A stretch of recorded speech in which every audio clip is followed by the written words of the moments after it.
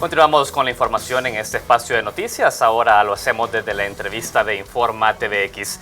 Alirio Mendoza, director ejecutivo del Centro Nacional de Tecnología Agropecuaria y Forestal, mejor conocido como CENTA, se encuentra en este set de entrevista para poder hablar de las medidas para contrarrestar la sequía agrícola.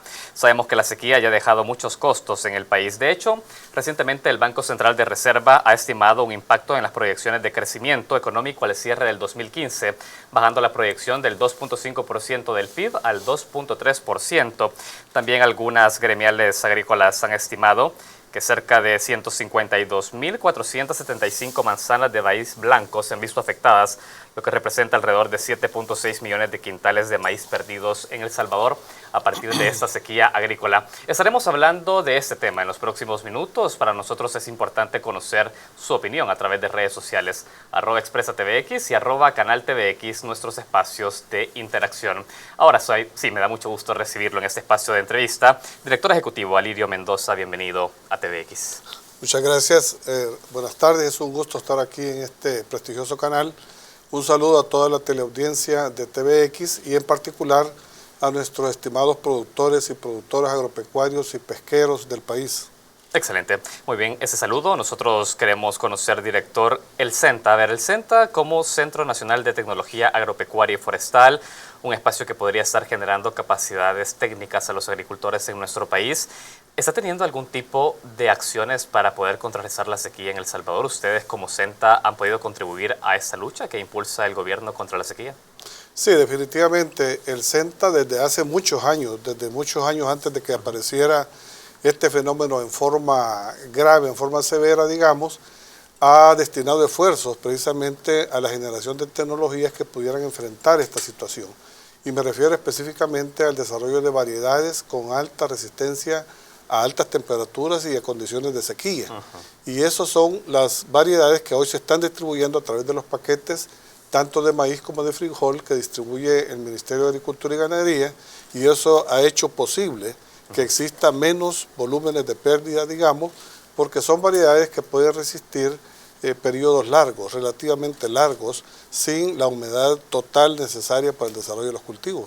Me gustaría que me comentara cuáles son las características, son semillas las que están siendo preparadas para poder enfrentar los efectos de la sequía. Son semillas, básicamente estas semillas se distribuyen, como decía, en los paquetes. Hay dos variedades que son importantes, el CENTA Pasaquina y el CENTA Santa Rosa, que por las características ambientales, ecológicas y de suelo de la zona oriental se orientan principalmente para esa zona, para ser distribuidas en esa zona. Y tenemos las variedades de frijol que se distribuyen en CENTA Pipil, CENTA Chaparrastique, pero hay una variedad que es resistente a la sequía, que es el CENTA Costeño 2. Esta variedad fue liberada hace un par de años y es fabulosa, pues, porque se puede cultivar casi al nivel del mar. Históricamente se había recomendado que la siembra del frijol se hiciera arriba de los 400 metros sobre el nivel del mar. Por el tema de la resequedad y la humedad del suelo. Exactamente, por el tema de la temperatura y el tema de la falta de humedad. Digamos, son suelos normalmente en la zona costera, suelos con alto contenido de arena, suelos arenosos que retienen menos humedad y por lo tanto llegan más luego al punto de resecamiento, lo que técnicamente conocemos como punto permanente de marchitez. Este frijol tiene esa capacidad, esta semilla tiene esa capacidad de poder permanecer mucho más tiempo. Eso da mejores opciones para los productores porque tienen menos pérdidas debido pues, a esas características genéticas que se han desarrollado a través de muchos años de investigación en el CENTA. Ahora, director, exactamente eso. Seguramente desde el CENTA se han venido poniendo a prueba estas innovaciones tecnológicas en la agricultura para poder hacer frente a ese tipo de eventos. Se ha señalado que este fenómeno del Niño que estará afectando a nuestro país al cierre del año y que ya tenemos sus consecuencias, no tiene precedentes respecto a los últimos años. En el 97 se registró una situación similar, pero esta vez está generando fuerte impacto. ¿Ha logrado con este periodo de sequía prolongado el CENTA determinar si las semillas que ha entregado a los agricultores a través de los paquetes agrícolas han dado resultado? ¿Cuántos quintales de frijol o de maíz se han logrado sostener a pesar de la sequía con esas semillas? ¿Se tiene estimado de eso, director? Sí, se tienen estimaciones, pero hay que destacar y hay que ser claros en esta situación. Sí. Y es que hemos tenido 3 periodos de sequía. 3 periodos de sequía que prácticamente arrancan el 14 de junio y terminan el 9 de agosto. y la separación entre estos periodos, que vale decir, el primer periodo fue de naturaleza severa porque tenía creo que 24 días, Sí. y luego vino un segundo que fue débil como de 8 días y el último que también es severo. La separación entre estos periodos es de 3 días, 4 días con poca lluvia. Entonces realmente bajo esas condiciones hasta hoy no hay ninguna variedad que pueda resistirla. Eso llevó a que hubieran las pérdidas que se reportan hoy por parte del Ministerio de Agricultura y Ganadería. Se evaluó, digamos, la resistencia que tuvo la semilla, que tuvo la planta, pero realmente fueron periodos muy largos que son difíciles de soportar. Entonces, qué bueno que lo comente de esa manera. La situación de los 3 periodos de sequía que han afectado a nuestro país en las últimas semanas han superado a las condiciones de adaptabilidad de la semilla genética. Sí, completamente. Digamos que la semilla hasta este momento es capaz de resistir entre 15 y 20 días de sequía. Y esto también hay que relacionarlo con el tipo de suelo, porque estamos hablando de una sequía de tipo meteorológica. Estamos hablando de que no llueve durante 15 o 20 días, claro. Pero realmente esto tiene relación con el tipo de suelo. Hay suelos que tienen más capacidad de almacenamiento de agua y pueden durar un poco más, pueden tener agua disponible para la planta un poco de tiempo más. Lo que pasa es que este fenómeno de este año es un fenómeno fuera de serie, digamos, fuera de serie, atípico. Por ejemplo, el mes de junio, que es el segundo mes más lluvioso, tuvo una reducción severa de precipitación. Y justamente en el mes de julio, que es cuando el cultivo está floreando y está formando el fruto, es cuando hubo mayor sequía. Entonces, todo eso pues prácticamente condicionó a que realmente los cultivos no tuvieran la humedad necesaria para poder desarrollarse. Muy bien. Director, hay algo, porque usted dice los fenómenos que hemos presenciado en las últimas semanas son atípicos. Expertos del Ministerio de Medio Ambiente han estado en este espacio y han dicho, a ver, los fenómenos atípicos comenzarán a ser recurrentes en los próximos años porque eso es precisamente el cambio climático, la intensidad de esos fenómenos climáticos de manera más seguida. Esto desde ya le genera desafíos al SENTA para poder mejorar su tecnología para enfrentarse a las sequías o las inundaciones. ¿Qué tipo de debate o de innovación se está planteando ahora dentro del SENTA ante esta situación, director?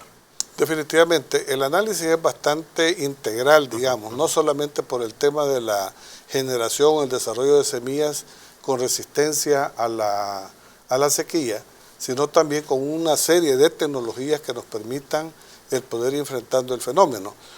Por citar un ejemplo así muy sencillo, por ejemplo, la fecha de siembra común a nivel nacional del maíz es en mayo.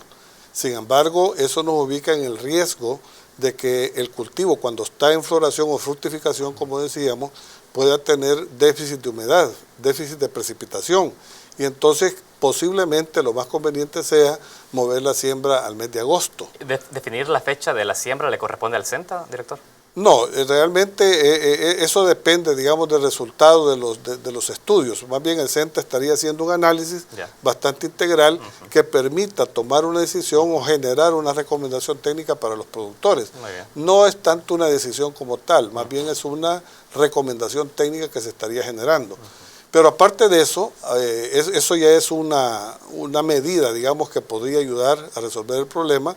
Hoy estamos frente a la siembra de postrera que le llamamos en agosto, tanto de frijol como de maíz. Correcto. Hoy tenemos un gran optimismo de que vamos a poder sacar esta cosecha. Ya oíamos hace poco las declaraciones del señor Ministro de Agricultura y Ganadería basadas en las predicciones que nos da el Ministerio de Medio Ambiente. Entonces, esa puede ser una medida que tenemos que estudiar. Por otro lado, el manejo que se le da al cultivo. Una de las prácticas que son nocivas y que contribuyen, digamos, a agravar el problema es la quema de los rastrojos que hace el productor. Entonces, estamos en una campaña de no quema.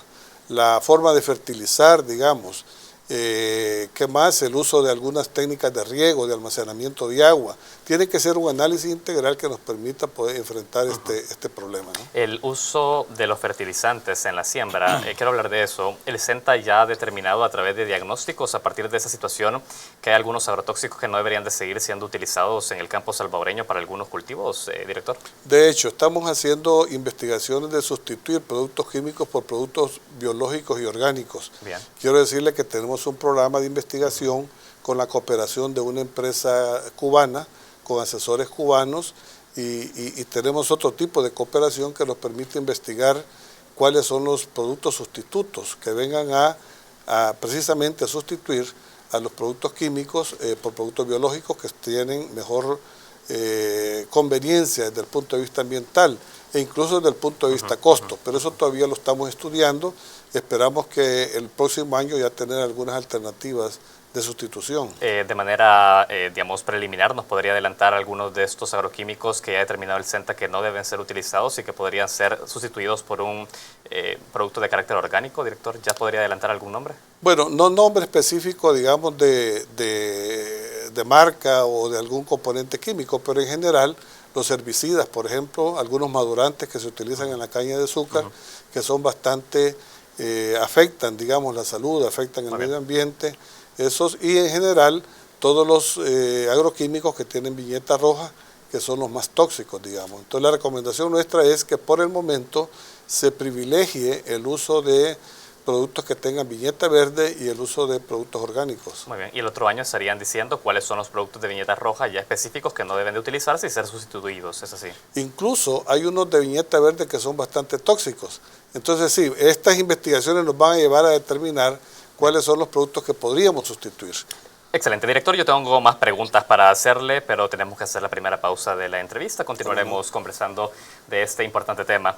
Alirio Mendoza, director ejecutivo del CENTA, se encuentra con nosotros. Hablamos de medidas para contrarrestar la sequía agrícola. Ya volvemos.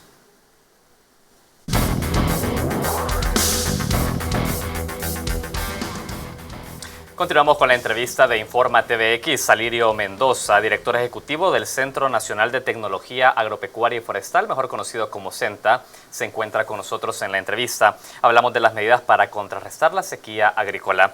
Director, usted ya mencionaba algunas de los aportes que el CENTA está haciendo en ese combate a más o menos mitigar los efectos de la sequía en nuestro país. Dentro de algunas cosas ha dicho que el próximo año se estaría presentando un estudio a propuesta del CENTA para poder hacer sustitutos de algunos agrotóxicos que se utilizan en el campo salvadoreño. Yo quiero hablar de otros temas. ¿Cómo se está acompañando al agricultor de manera directa? Entiendo que ustedes ya han recomendado al Ministerio de Agricultura retrasar la siembra y se estaría iniciando a finales de agosto. ¿Me corrige si es así? ¿Es la siembra postrera de la que hablamos? Sí, tradicionalmente la siembra postrera siempre ha existido, ¿no? La siembra de maíz como postrera, que es, digamos, la segunda en cuanto a magnitud, a área cubierta, es mucho más grande. Cerca del 86% del maíz se siembra en la primera, o sea, en la siembra de mayo. En la postrera se siembra más o menos el 14%. Sin embargo, en el frijol es lo contrario. Más del 90% se siembra en la postrera y muy poco se siembra en la primera. De tal manera que tradicionalmente el productor o esta siembra se desarrollan a partir del 15 de agosto. Sin embargo, yo creo que antes de dar una fecha es más prudente asesorar al productor en cuanto a los niveles de humedad del suelo. Es un poco lo que decíamos, pues cada productor tiene su tipo de suelo y es importante evaluar cuál es el contenido de humedad de ese suelo antes de la siembra.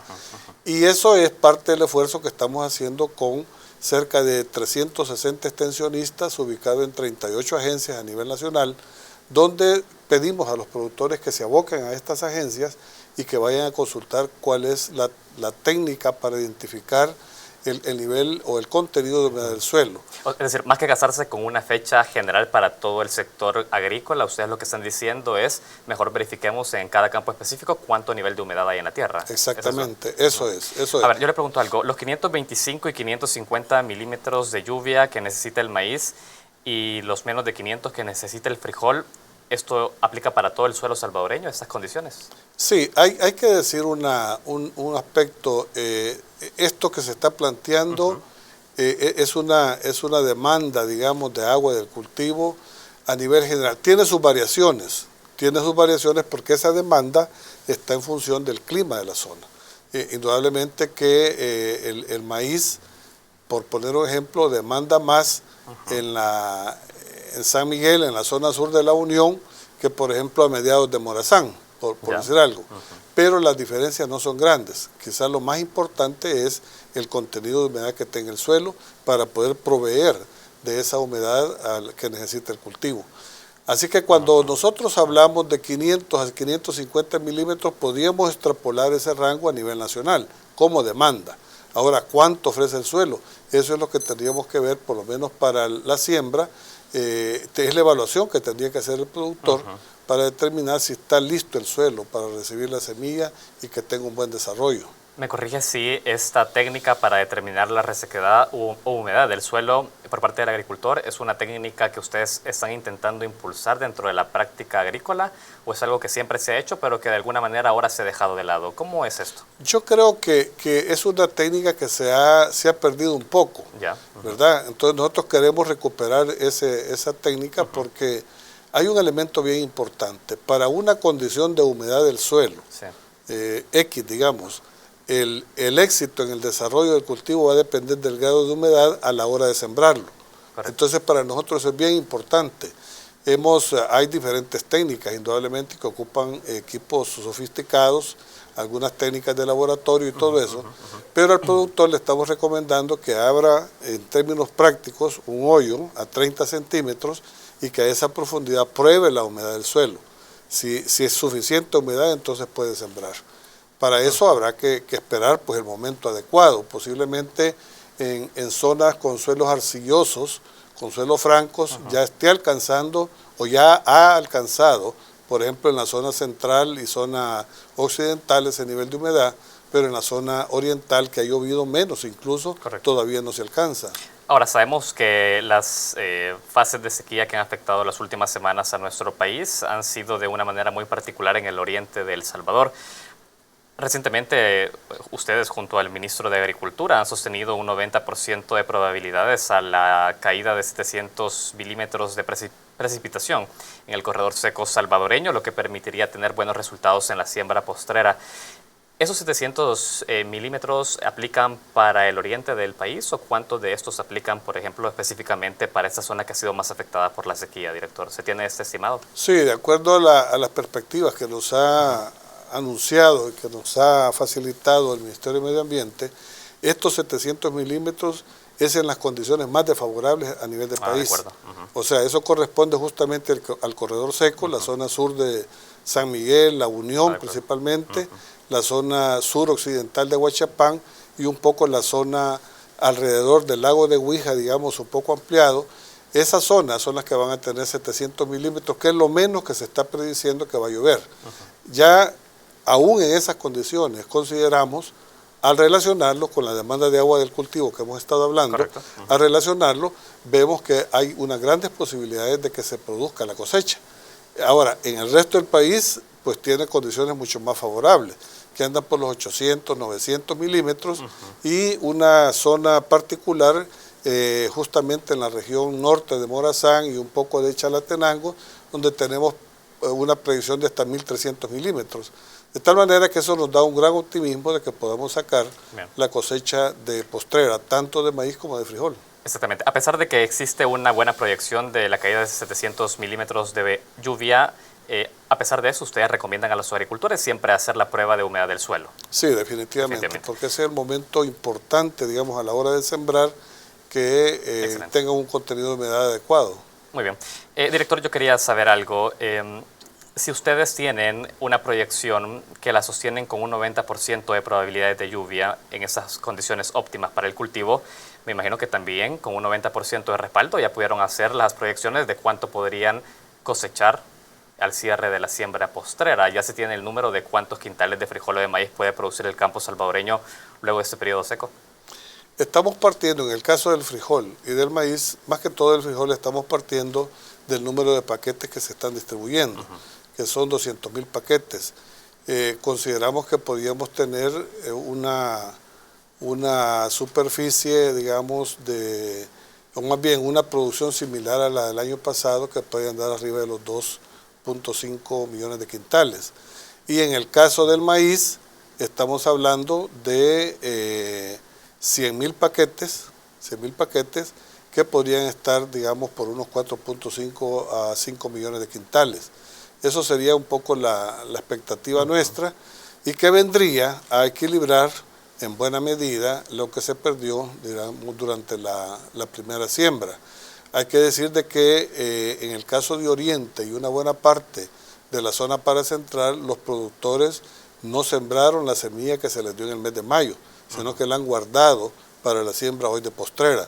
Esa se suma a los 100.000 paquetes que estaría repartiendo el Ministerio de Agricultura y Ganadería. Por lo que podríamos esperar entonces una cosecha mucho mayor a esa proyección. Podría ser. Digo, la proyección de los 200.000 paquetes. Sí, de los 100.000 de maíz y lo que se ha sumado o lo que se sumaría como producto de que los productores han guardado su semilla para esta época. Excelente. Director, hay una pregunta y es de qué manera la entrega de paquetes y de otro tipo de iniciativas de apoyo directo al agricultor han sido focalizadas a aquellas familias que no comercializan directamente su semilla, sino que viven de ella, de lo que producen en su campo.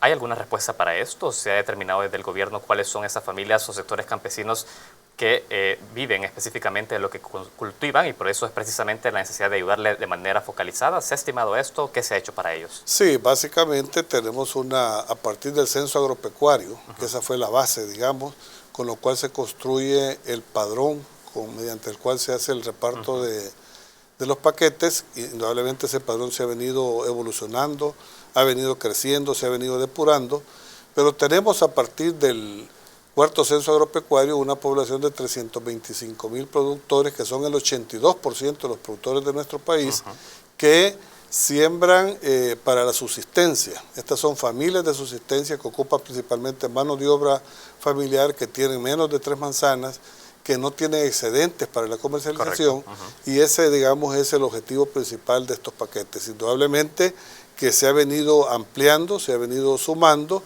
y ha sido todo un trabajo de depuración, porque el padrón que se heredó, digamos, por el anterior gobierno, fue un padrón que tenía una cantidad de vicios como lo que usted menciona, personas que no siembran, personas que vendían los paquetes, y ha venido sufriendo un proceso de depuración, pero hay que comprender que eso no es tan fácil. Así es que se está trabajando mucho en eso, se está transparentando, digamos, todo el proceso, y se está dirigiendo específicamente a los productores que sí lo necesitan. Perfecto. ¿Nos repite cuáles son las condiciones que debe cumplir un agricultor para recibir su paquete agrícola? Básicamente eso, que sean productores de subsistencia, que tengan menos de 3 manzanas, que no tengan excedentes para la comercialización, digamos, y que dediquen la producción básicamente a la subsistencia. Que actualmente es el 80% del sector 82% prácticamente, sí. Excelente. Director, hemos dejado preguntas en redes sociales. Yo no quiero dejar de perder la oportunidad de hacerle algunas de estas. Hemos preguntado cuáles son las medidas que el gobierno de El Salvador debe implementar para contrarrestar la sequía. Alguien nos dice, muchos países implementan sistemas de riego, además de la conservación de mantos acuíferos. Otra persona nos dice, @PequitaSB, nos dice, perfectamente se puede aplicar el sistema de riego utilizado en Israel, es de canalizar recursos. ¿Ha escuchado ustedes de algún tipo de iniciativas fuera de nuestro país donde existan condiciones adversas de resequedad, más bien, y que puedan ser implementadas en El Salvador en periodos secos? Sí, definitivamente. Quiero decirle de que en el Plan Quinquenal de Desarrollo del presente gobierno, del profesor Salvador Sánchez Serén, contempla precisamente un interés y una política para el desarrollo de la agricultura bajo riego. Este gobierno, este Ministerio de Agricultura y Ganadería, ha hecho y está haciendo inversiones importantes en la rehabilitación de los distritos de riego. Los distritos de riego, por producto de una política, digamos, de no privilegiar la actividad agrícola en el país, pues sufrieron un alto deterioro y perdieron mucho su capacidad de producción. Eso ha sido de mucho interés para el señor ministro, licenciado Orestes Ortiz, y se está trabajando en la inversión, incluso en la ampliación de áreas bajo riego en los distritos de riego. Aparte de eso, hay un esfuerzo para soportar, o más bien para auxiliar a los productores. Se han comprado 8 equipos de riego que son capaces de regar 100 manzanas cada uno. Se está comprando, creo que ya lo hicieron, 75 equipos de riego por aspersión. Son los móviles de riego. Son los sistemas móviles de riego, correcto, que sirven precisamente para auxiliar a los productores. Y déjeme decirle que también a nivel de SENTA se ha creado una unidad que es nueva, que precisamente va orientada al desarrollo de tecnologías y de capacidades institucionales para dar asistencia técnica en riego. Este día se está desarrollando un curso de capacitación en el IICA, donde participan funcionarios del MAG y de toda la región centroamericana, A mí me alegró particularmente porque es como iniciar un ciclo mediante el cual vamos a ir generando el capital humano que pueda dar soporte a todas estas actividades de riego. El país tiene un potencial muy alto en materia de riego. Apenas estamos regando el 13% de ese potencial. Por lo tanto, podemos expandirnos. Claro, necesita inversión, necesita estudios, necesita profesionales calificados, pero si nos basamos en las expresiones del plan quinquenal y del plan estratégico institucional del MAG, vamos en esa dirección. La capacidad de ampliar el riego en nuestro país depende específicamente de la adquisición de unidades técnicas. ¿Es eso, director? Depende básicamente, digamos, de la disponibilidad. Primero, de una política que apoye la expansión de la agricultura bajo riego, que apoye, digamos, la actividad agropecuaria, y luego lo que se necesita son las inversiones.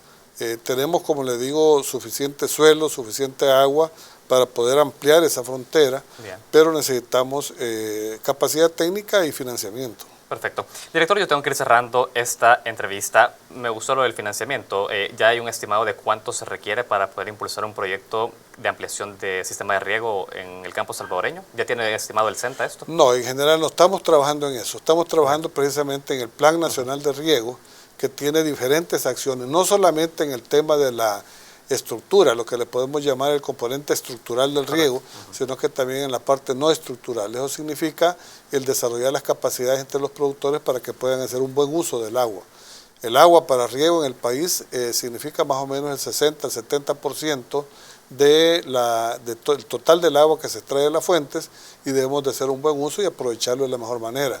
Ese es el otro componente, pero estamos trabajando en el Plan Nacional de Riego.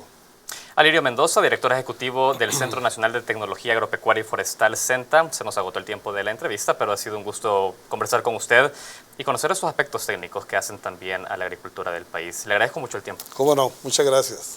Gracias también a ustedes que han estado pendientes de la entrevista. Se repite a las 11 de la noche y también podrán encontrarla en nuestro canal de YouTube Expresa TVX. Hacemos una pausa porque tenemos más noticias.